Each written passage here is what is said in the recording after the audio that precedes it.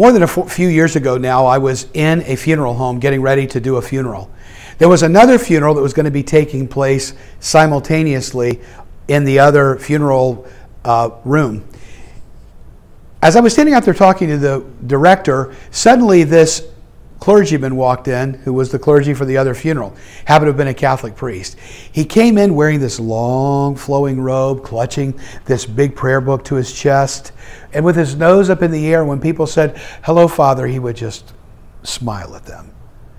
When the funeral director took me over to introduce me to him, he would barely give me the time of day.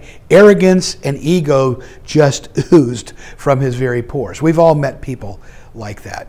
It didn't surprise me that just a few years later, when Pam and I were watching television, and where we were at, the station happened to have been on Channel 7, and the news came up, and here was this priest featured on Channel 7 News, and it wasn't a good thing. As a matter of fact, it wasn't something that bordered on the criminal, but it certainly was an action that he took that wound up getting him fired and wound up causing him to lose his credentials as a Catholic priest. Ego was his enemy. Now, before we get too judgmental, ego is the enemy of all of us. Ego fulfillment, wanting what we want, trying to get what we want, trying to get our way, all of those kinds of things is all fueled by this thing that we call ego. Ego is the enemy. In fact, Ryan Holiday has written a book by that very title. He makes an incredible case of why our ego is an enemy and what we can do to tame it. In fact, I was listening recently to a podcast, and the leader on the podcast, who was a big leader, he does leadership training, he said this, and I had to stop at first. He says, listen, when your ego is whispering to you and it's telling you to do something, it's almost always lying. And I thought at first that, and then I thought, well, maybe he's right. Ego is the enemy.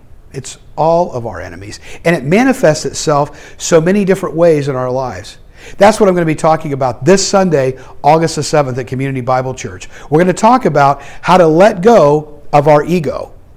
It's interesting because you can never, in just one fell swoop, let go of the ego and be egoless. It's something that we have to repeat over and over and over again.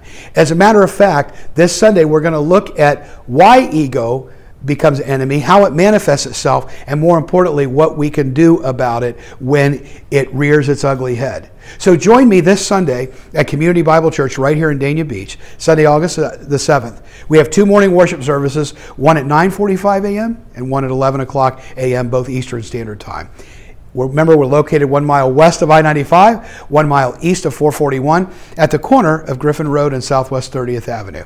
If you can't join us in person, make sure you join us online at 11 o'clock a.m. Eastern Standard Time over on our YouTube channel.